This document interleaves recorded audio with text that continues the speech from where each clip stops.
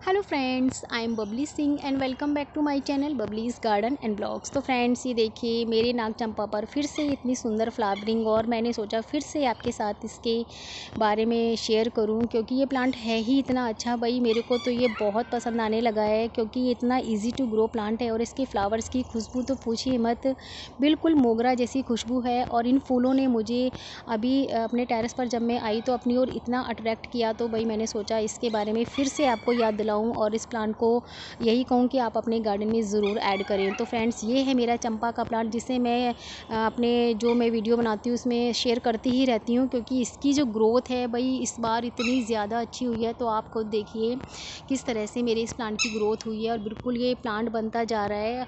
और कितनी मतलब इसकी इंटरेस्टिंग स्टोरी है ये भी मैंने आपको बताई थी। तो सबसे पहले तो हम इसके बारे में बात कर लेते हैं। तो फ्रेंड्स, ये एक पेरिनियल प्लांट है, परमानेंट प्लांट है। आपको अगर कहीं से इसकी कटिंग्स मिलती है तो आप इसकी कटिंग्स लगा लीजिए, नहीं तो आप इसको ख़रीद के भी ला सकते हैं। बहुत ही अच्छा प्लांट है और इसमें इतनी वैरायटी होती है ना फूलों में, मतलब काफ़ी अलग अलग तरह के फूल होते हैं। पिंक कलर और कलर में भी बहुत सारे होते हैं और जो इनके फ्लावर्स के जो डिज़ाइंस हैं वो भी अलग होते हैं। जैसे मेरे यहाँ पर अभी देख रहे हैं इसमें येलो शेड है और वाइट है, किसी में पिंक शेड होता है, किसी के पत्ते बिल्कुल गोल होते हैं, किसी की थोड़ी सी अलग होती हैं।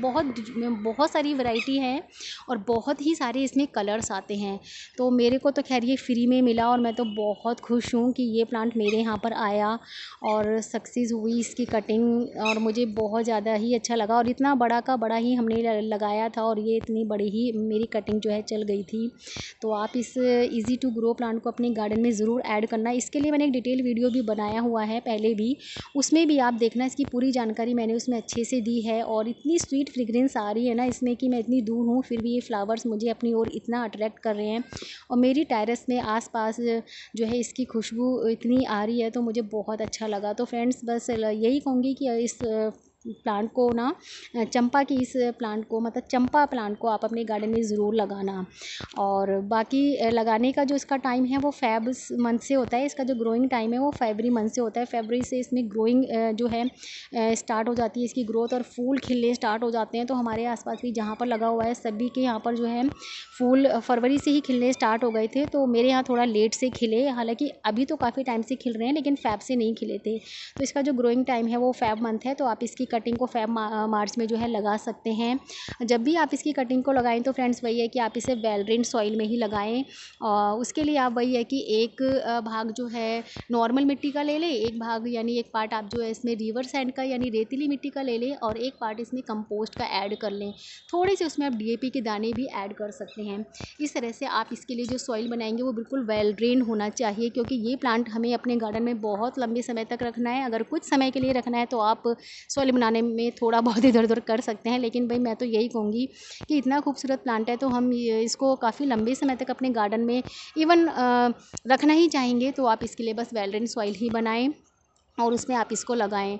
और आप इसको ना बड़े ही पॉट में लगाएं क्योंकि छोटे में ना ये बहुत ग्रोथ इसकी बहुत ज़्यादा होती है। तो जितने आप बड़े में लगाएंगे उतना अच्छा है, नहीं तो आप इसे जैसे जैसे प्लांट बड़ा होता रहेगा वैसे वैसे आप इसको फिर रिपोर्ट भी कर दिया कर कीजिए, तभी इसकी जो है ग्रोथ अच्छी होगी और इस पर फूल अच्छे खिलेंगे। बाकी अगर मैं इसके सनलाइट की बात करूँ, अभी जैसे सॉइल की हो गई है तो सनलाइट के लिए फ्रेंड्स मेरा जो ये प्लांट आप देख रहे हो ना ये बिल्कुल फुल सनलाइट में रखा हुआ है। जिस दिन से मैंने ये प्लांट लगाया है आज तक मैंने इसको किसी भी शेड के नीचे नहीं रखा है। ये इसी तरह सुबह से शाम तक फुल सनलाइट में रहता है। ऊपर मैं आपको दिखाती हूँ, ये देखिए ये आसमान है और ये डायरेक्ट बिल्कुल एकदम ऐसे ही रखा हुआ है। और करीब 2 साल इस प्लांट को हो जाएंगे, हमने इसको किसी तरह का शेड प्रोवाइड नहीं किया है, ना ही कोई ग्रीन नेट। तो कहने का मतलब ये है कि ये एक सन लविंग प्लांट है, फुल सन लविंग। आप इसे लगा दीजिए और उसके बाद आप इसे फुल सनलाइट में रख दीजिए, ये बिल्कुल भी ख़राब नहीं होगा। और उसके बाद मैं बात करती हूँ वाटरिंग की। तो पानी आप इसे बस इस तरह से दीजिए ताकि जो सॉइल है वो बिल्कुल चिपचिपी ना हो। मतलब आप इसे डेली बेस पे वाटरिंग कर सकते हैं, लेकिन लेकिन ओवर वाटरिंग नहीं करनी है। बस इस तरह से वाटरिंग करते रहिए और बहुत ज़्यादा बस यही है कि ज़्यादा पानी देंगे तो थोड़ा ख़राब हो जाता है, क्योंकि मैंने जितना इस प्लांट से सीखा है वो यही है कि इसको बहुत ज़्यादा गीली मिट्टी पसंद नहीं है। आप इसको मॉइस्ट रख सकते हैं इसकी सॉइल को, लेकिन गीली नहीं रखना है। बस इस तरह से आप इसको जो है वाटरिंग कीजिए। और कंपोस्ट की अगर मैं बात करूँ तो फ्रेंड्स, अगर आप वही है कि बहुत लंबे समय तक देखो अपने गार्डन में किसी भी अच्छे प्लांट को रखना चाहते हो तो उसे टाइम टाइम पर आपको फर्टिलाइज़ तो करना ही होगा। तो बस यही है कि आप इसको 2-1 महीने में एक बार जो है फर्टिलाइज़ जो है करते रहें, फर्टिलाइज़र दे दें, कंपोस्ट दें। तो उसमें आप चाहें तो अपने घर में बना किचन वेस्ट से बना भी कंपोस्ट दे सकते हैं, और नहीं तो आप इसे काऊ डंग कंपोस्ट दे दीजिए, गोबर की खाद जो होती है, नहीं तो वर्मी कंपोस्ट दे दीजिए। भाई मैं तो फ्री का खाद ही देती हूँ और मैं अपने किचन वेस्ट से बना हुआ ही सारे कंपोस्ट अपने प्लांट्स को देती हूँ, जिसमें चाय पत्ती, प्याज के छिलके, लहसुन के छिलके, बनाना पील, यही सब होता है। और बहुत अच्छा मुझे लगता है कि ये सबसे बेस्ट होता है। तो अगर आप चाहें तो ऐसे फ्री में आप भी बना सकते हैं और अपने प्लांट्स को दे सकते हैं। और उसके लिए भी चाहें तो आप मेरे वीडियोस देख सकते हैं, मैंने उसमें काफ़ी बार बताया कि किस किस तरह से कौन कौन से कंपोस्ट को बनाना है और उनको देना है।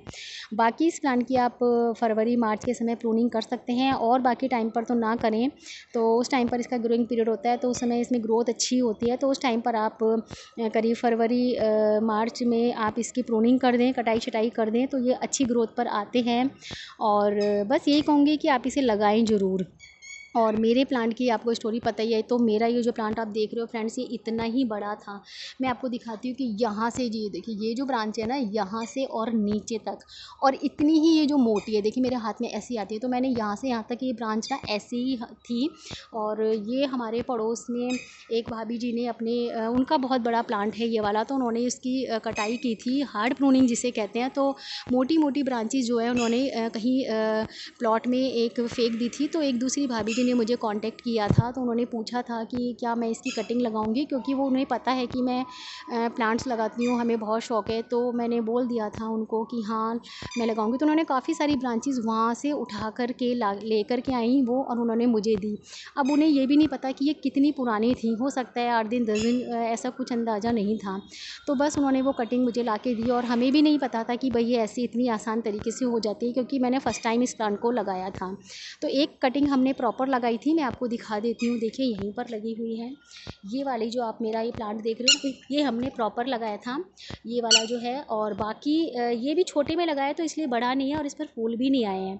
और बाकी ये वाला जो है ये तो हमने लगाया ही नहीं था। एक्चुअली हुआ क्या कि बहुत सारी कटिंग्स हो गई थी, तो मैंने अपनी फ्रेंड्स को भी दे दी थी इसकी कुछ कटिंग्स, और प्रोफेसर जी कॉलेज में भी लगा कर के आए थे। तो ये वाली बहुत ज़्यादा बड़ी थी, तो मुझे लगा इतनी बड़ी कटिंग तो होगी ही नहीं। तो हमने इस कटिंग को ना, मतलब ये जो इतनी मोटी ब्रांच थी, इसको हमने ऐसे ही एक ग्रो बैग में रख दिया था। और उस ग्रो बैग में मैं अपने किचन वेस्ट का सारा फ्रूट छिलके वगैरह सब डालती थी। उसमें हम कंपोस्ट बनाते थे और सॉइल भी डालते थे। तो ये मोटी वाली जो ब्रांच थी ना, उसमें ऐसे ही रखे रखे पता नहीं कब इसमें स्प्राउट्स निकल गए, पत्ते निकलने लगे, हमें पता भी नहीं चला। कुछ दिन के बाद जब हमने इसमें देखा पत्ते निकले, तब हमने देखा तो हम हैरान हो गए, इतनी मोटी ब्रांच में ऐसे पत्ते निकलना, और वो भी बिना लगाए। तो भाई फिर तो शॉकिंग था ही। फट से फिर हमने ना इसको नेक्स्ट डे ही जो है रिपोर्ट किया, अच्छे से रिपोर्ट किया। और मतलब इस ग्रो बैग में फिर हमने लगाया, क्योंकि ये उसमें भी बड़े ग्रो बैग में थी। तो मैंने सोचा इतना ज़्यादा बड़ा ब्रांच है तो इसको बड़े में ही लगाना चाहिए। तो बस उसको हमने रिपोर्ट किया। और बस ये था कि हाँ, फिर हमने इसके बारे में जब मैंने जानकारी ली, तो ये है कि जब भी आप इसकी कटिंग को लगाएंगे ना, तो इससे जो लेटेक्स निकलता है ना, जो दूसरा पदार्थ निकलता है, बस उसको सुखा लो और उसके बाद इसको आप लगाओ।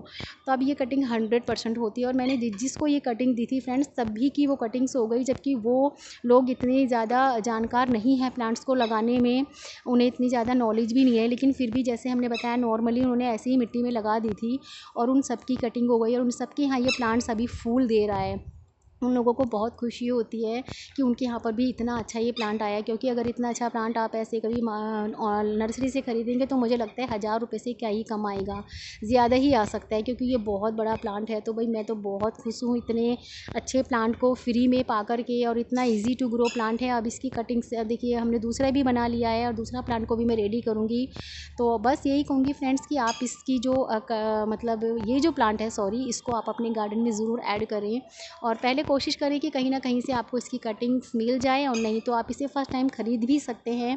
और बस इसी तरह से लगाना जैसे मैंने आपको बताया है, और ऐसे ही इसकी देख रेख करना। तो बस मुझे लगा कि ये जानकारी मैं एक बार फिर से आपको दूँ सुंदर से प्लांट के बारे में। तो फ़िलहाल तो फ्रेंड्स बस इतना ही, वीडियो बहुत लंबा हो जाता है फिर, और मुझे लगता है इसकी मैंने जानकारी दी आपको अच्छी लगेगी। और ये प्लांट भी आपको काफ़ी अच्छा लगा होगा। इसके पत्ते देखिए कितने सुंदर हैं, बड़े बड़े लस्ट ग्रीन। अगर आप इसे ग्राउंड में लगाते हैं तो और भी ज़्यादा ये सुंदर लगेंगे, और अगर आप इसे अपने एंट्री गेट पर लगाएंगे तो बहुत बड़ा हो जाएगा ये, और उस पर जब फूल खिलते हैं ना तो बहुत सुंदर लगते हैं। और इसके फूल को आप भगवान को भी चढ़ा सकते हैं।